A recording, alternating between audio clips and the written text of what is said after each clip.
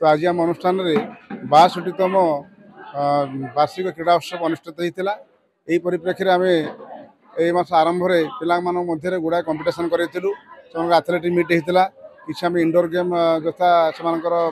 debate एसे song इत्यादि आम करूँ तो आज तार प्राइज डिस्ट्रीब्यूशन डे था आमर तो से हिसाब से आज आमर ये सभार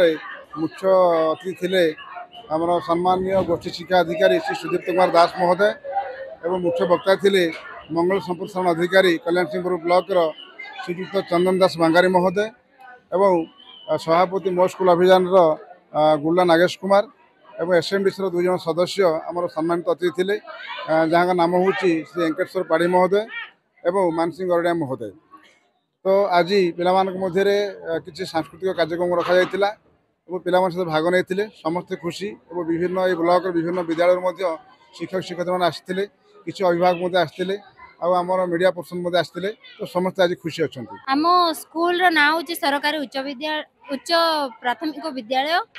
मु एठारे आज थिला आमर वार्षिक क्रीड़ा उत्सव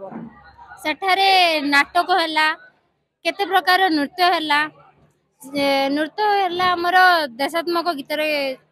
10th क्लास और 9th क्लास भाई माने नृत्य कले और संबलपुरी गीत रे आम नवम श्रेणी छात्री जाक डांस कले नृत्य कले तापरे आमर श्री रामचंद्र प्रधान